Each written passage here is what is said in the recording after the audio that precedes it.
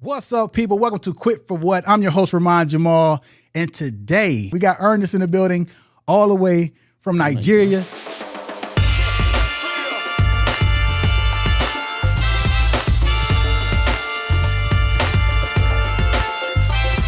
So he flew all the way here, y'all, just to be on Quit for What. Yeah. And we greatly appreciate you for that, man. Yeah, I appreciate it. Thanks for having me. No, he didn't really fly here just to be on Quit for What. But let me ask you, so what brought you to the Akron, Ohio area, or Ohio in general, the States? What brought you here, man? Oh, I'm here for some program which I did at Delaware in the Wesleyan, Ohio University. Okay. Some program how I spoke about my piece. You know, I talked about the process and all that. So I spent a couple of days down there. You know, then I'm done with the program, so I have to come down to, to quit for what? Quit for what? That's what's up, man. We greatly appreciate you for doing that. Right. And I'm thinking about the flight here. Is this your first time in the States? Yeah. First time. Yeah. Oh man, that's awesome. How long was that flight? Oh, pretty very long, way long. Like 11 hours. 11 hours. Yeah, you're gonna be exhausted in the plane. I got you. So, how are you enjoying? I'm gonna just say Akron. How are you enjoying being here in our city thus far? Yeah, it's a pretty place and very calm, very calm atmosphere, and everybody kind of like indoor doing their own thing and all that. So it's a pretty place to be. Oh yeah. Everybody stay to themselves for the most part. Yeah. Yeah. So I guess we can get into the conversation. So you are a sculptor. Yep. Yeah. Okay. Yeah. And you use old tires in order to make your art, correct? Yeah. Okay. So I'm curious about like how a person is brought up, what their surroundings are like, right? Their environment as a kid. Yeah. Right? Yeah. As a kid, was there something that took place for you as a youth that you can tie to what you do today? Well, I won't say there's anything that influenced me as a youth while I was growing, but I've loved making art, creating right from my, infant age and all that.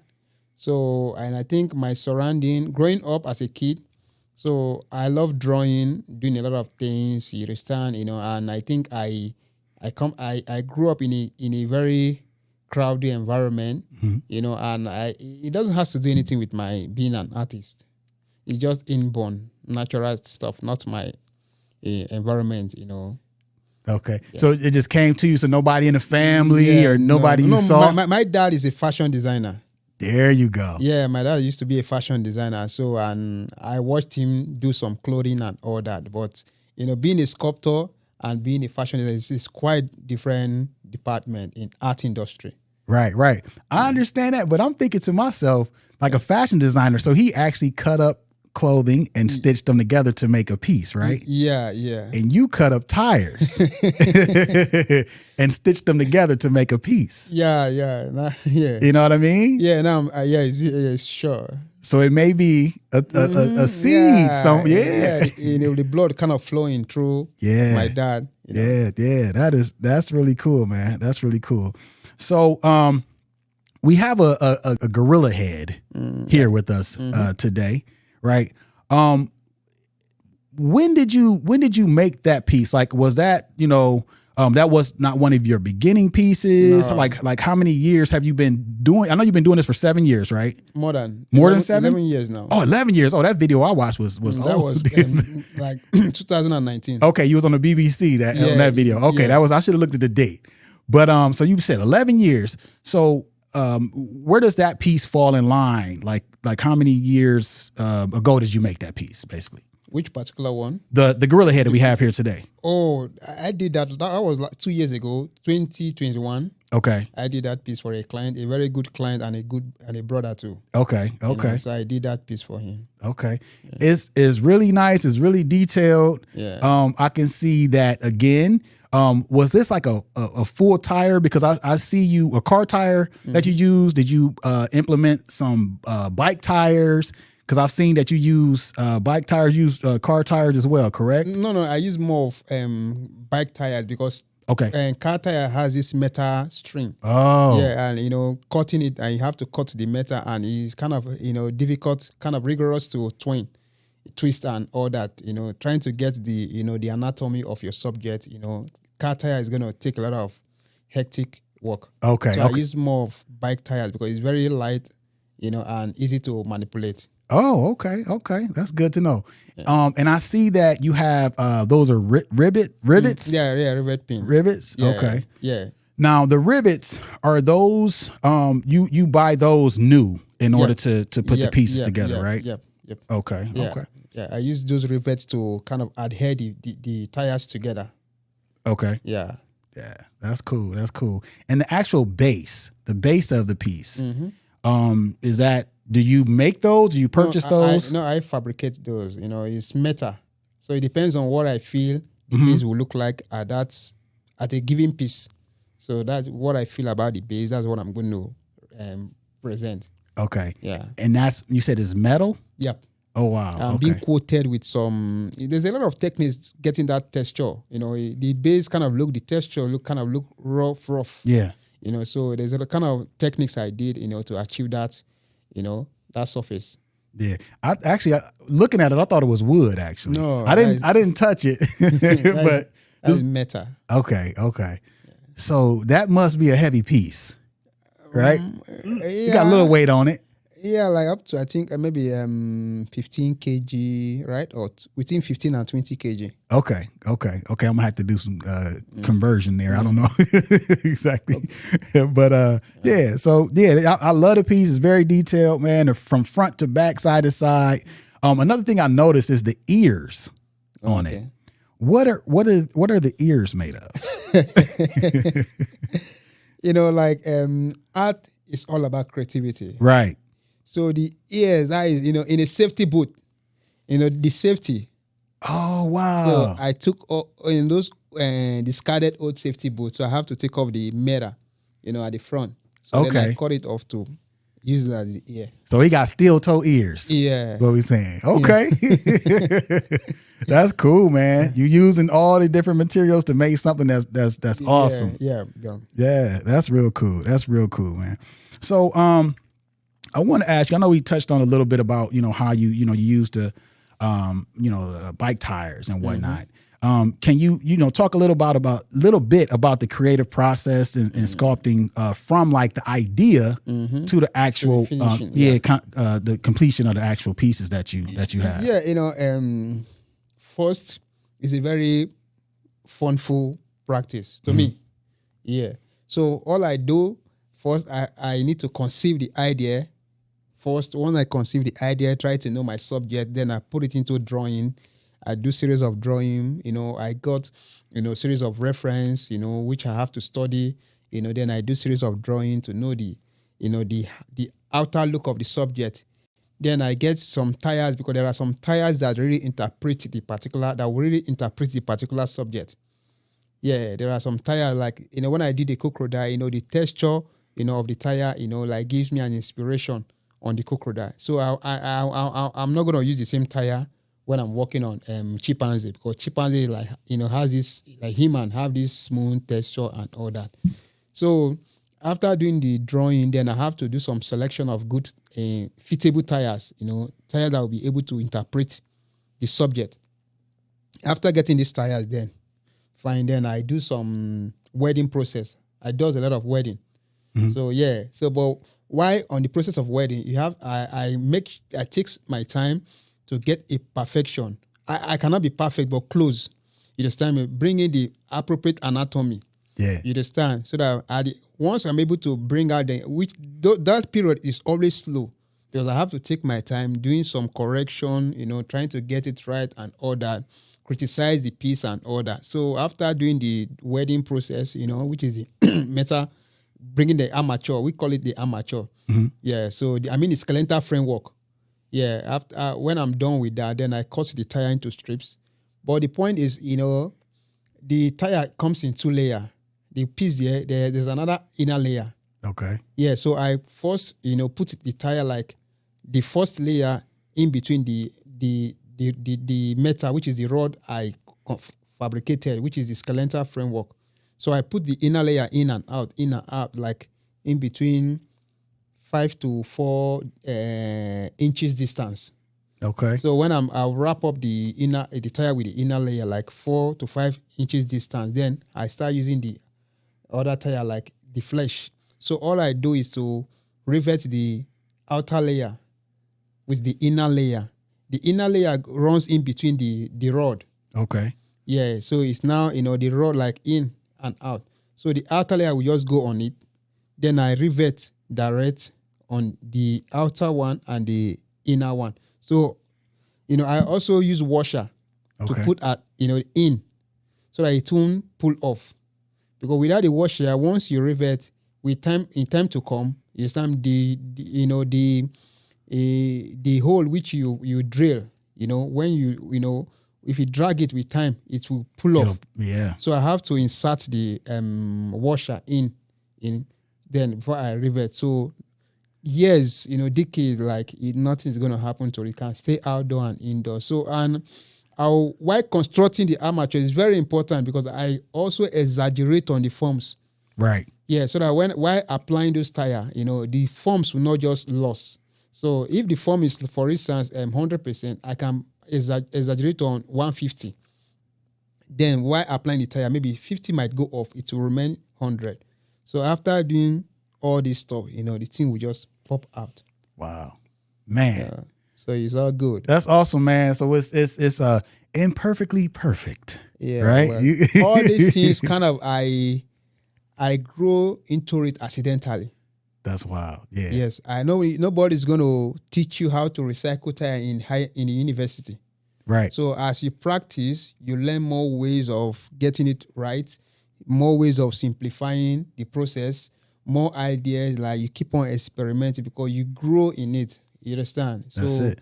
You don't go to the school to learn. You go to the school, they will teach you how to, art in general, carving, whatever, drawing, and about. As when you are done, you're on your own. You have to start developing your own, the inner God-given talent. That's in it. you. That's so it. That's how it all started. Oh, for sure. It's your passion.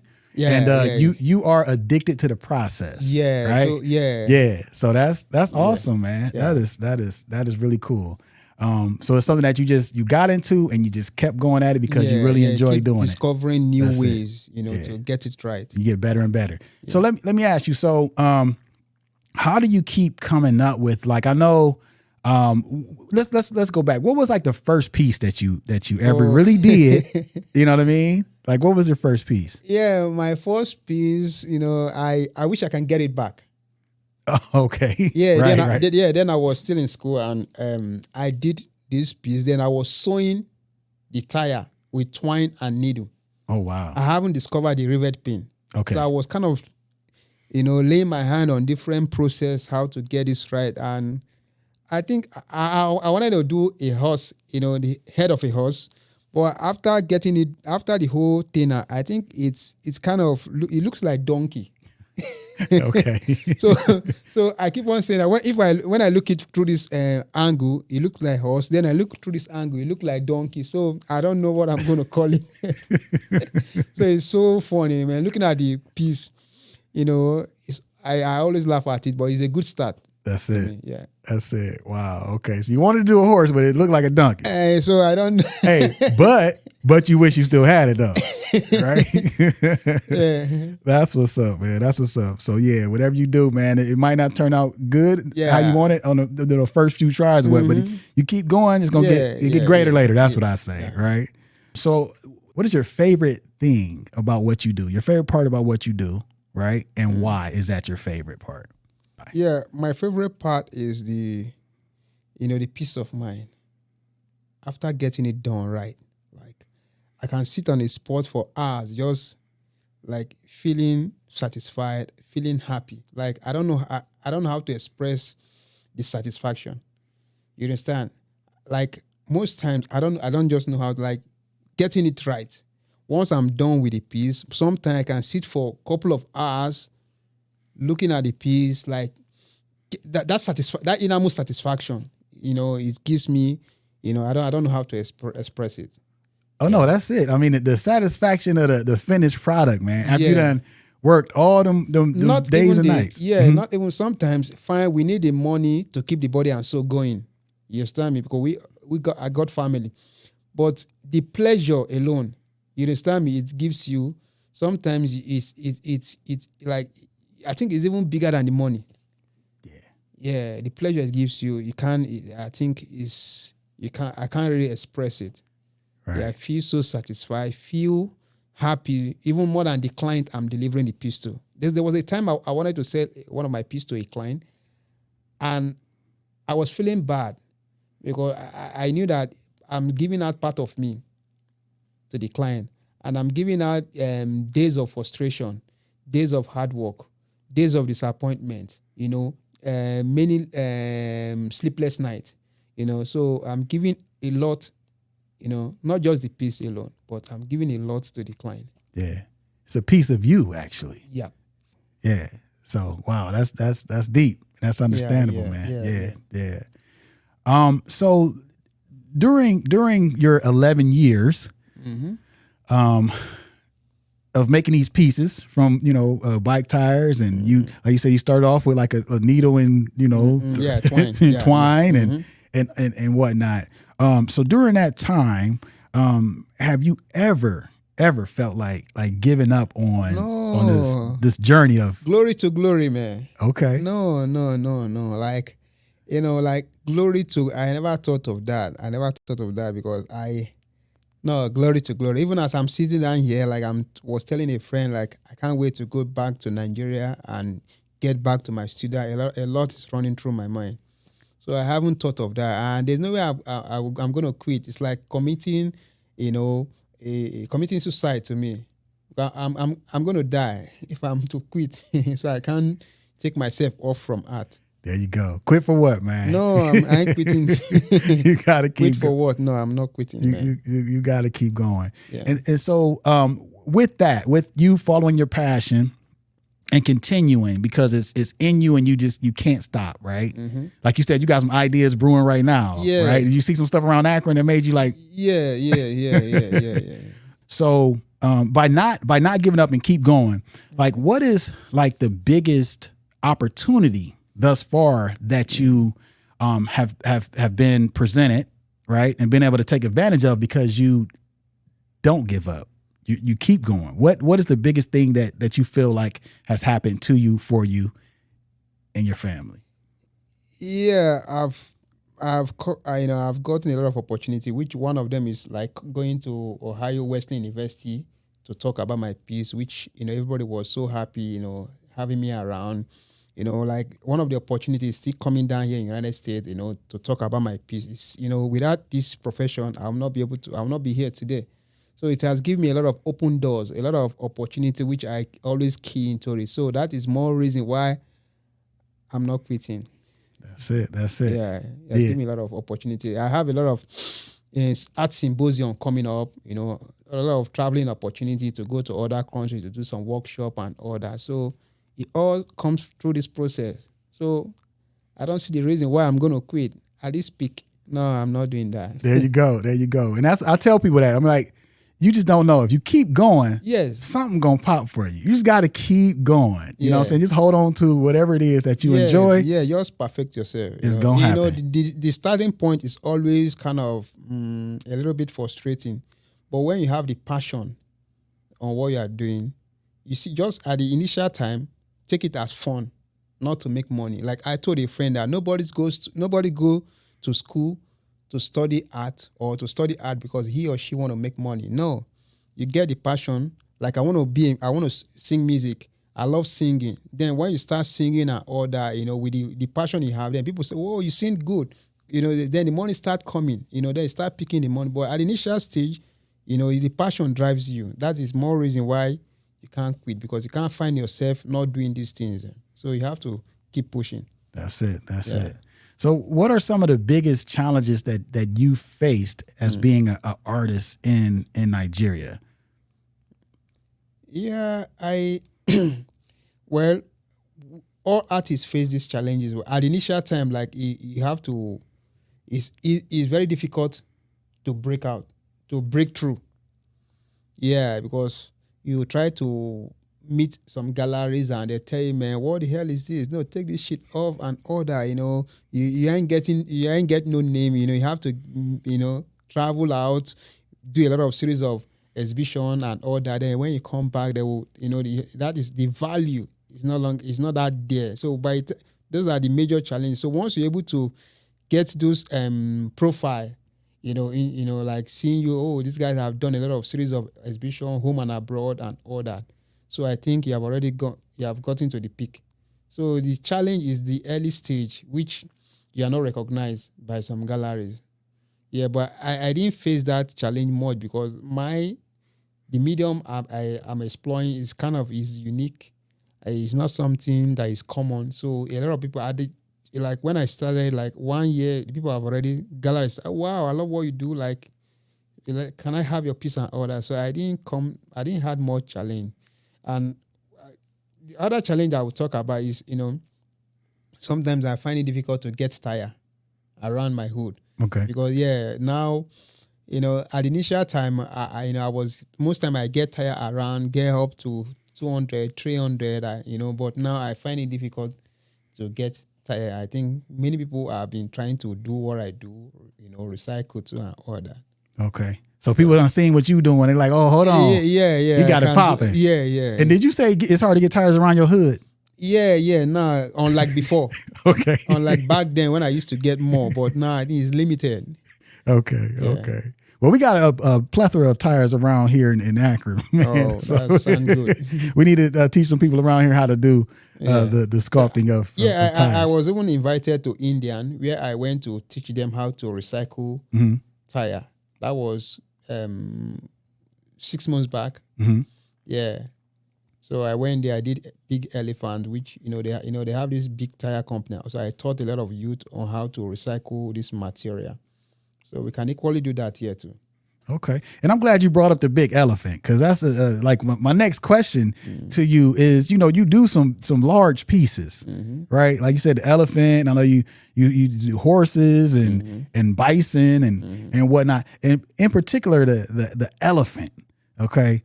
Do you like bring in people to assist you in any way when you get to those big pieces? Yeah.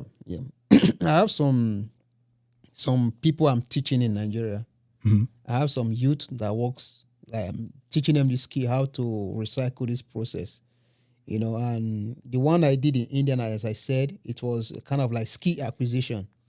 They brought up to 17 youth, which I taught them the process, how to get it done, and I end up doing a Big Elephant, which way of proving to them that it's possible. Yeah, you're going to see it and you're going to feel it, you understand me? So I work with team when it comes to big project like that. And down in Nigeria too, I have people I'm teaching, some university student, kind of IT student, industrial training. They comes to me, they learn within some couple of months, and then they go back to school. Then when they are done with their schooling, they all like to come back and continue from where they stop. So I have a lot of people, I'm teaching this process.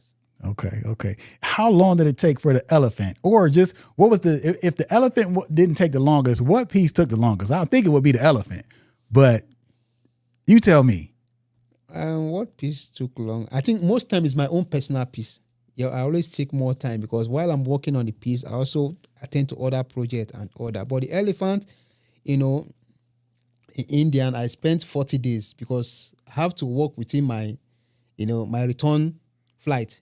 So I worked with a good number of people, which I kind of subject them to different parts, so that I can be able to get it done within the short period of time I'm spending there. Okay, cool. So I know that you want to get more exposure for your art, right, around the world. Yeah. So what are your plans on making that happen? Like, What are you doing to bring that to light, to where you are able to show your pieces? I know you're here in the States right now. You said it's your first time. Mm-hmm. What are you doing to make that a reality so you are worldwide? First I try to create some publicity about my piece, which has a way of coming down to the studio to talk to you about what I do. And secondly, I try to work more because I think I need to work more and show people what I do and connect to more social media to expose my piece and attend to more exhibition and more symposium. I think is a good way of showing my work to the world. There you go. And being on Quit for What, man, we're gonna make sure we push you out there, man. Don't be surprised if your email is full by the time I post this. No, that's our hope, man. We hope we get you more exposure, man. Pleasure. For sure. All right, so I'm gonna ask you one more question. All right.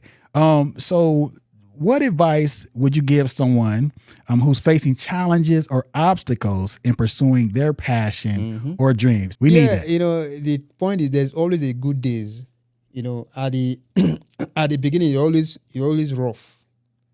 At the beginning, like you want to get yourself exposed or what you do, be it a musician or a footballer or whatever. A lot of challenges, like people will kind of like ignore you, make you know what you are doing is bullshit. But I'm telling you that once you keep on, striving hard and keep on pushing at other, you're going to meet the right person that is going to take you to the next level. But always know that not everybody appreciate what you do in life. And you're going to meet those people that doesn't even appreciate what you do. But that doesn't mean that you are doing bullshit. You understand me? The point is you are doing, you haven't come in contact with the right person. Because there was a time I went to a tire company. Before I did my solo exhibition, 2016, I did a solo show. So I did some sponsored paper. Like I went to some company to sponsor my show and order. Most of them just throw away the paper into the trash. But after I did the show and after some couple of years, after the BBC and whatever, one of the company, the boss start calling me, please, can I see you? Let's talk business. You understand? So at that early age, you must always see a lot of challenges, but just keep pushing and always make sure you have that enthusiasm on what you do. You have that passion, because I do know that the passion will drive you hard. And the more you keep pushing, the more you get to the next level in life. And once you have gotten to that next level, man, you're not going back. Just glory to glory. There it is, man. Glory to glory. Well, Ernest, man, I thank you so much, man, for being on Quit for What, man. I'm gonna give you just one more time. If people want to reach out to you, do you have social media or anything that people can get in contact with you if they want you on their show or want some pieces from you? Yeah, my IG is Nkwocha _Ernest. Then Facebook Nkwocha Ernest. So they can also check my works on Google. Just Google Nkwocha Ernest. So Instagram and Facebook, they can always reach me. Okay, I'm gonna make sure we got all of his social media information. And sorry, I tried. Let me correct stuff. Like I always try to tell my client, please have a video conversation with me before we do any business, because there are a lot of bad guys, a lot of fraudsters. Oh yeah, So I always advise them. Like I told one of my friends, right? Make a video conversation, then so that for you to be sure you are dealing with the right person. I know that's right. All right. Yeah, I'm gonna just tell you a personal one. You just brought that to my mind, man. Like I love when people, some friends and family, they might reach out to you on social media saying they might need something from you. Might be a few dollars or whatnot. I always say, can you video call me? Yeah. Can we? Yeah, because I want to make sure. There's a lot going on nowadays, especially with all this AI and stuff. People can fake your voice and your face and all that. But let's get on this real quick and this video call. Make sure it's you. It's really you. All right, man. That's good advice. This has been a great interview. I greatly appreciate you, Ernest, man, for being on Quit for What. All right. Yeah, I appreciate it for having me around. Yes. All right, y'all. With that being said, thank y'all so much for watching. Do what you got to do to make it happen. Don't give up. Quit for What. Until next time. Peace.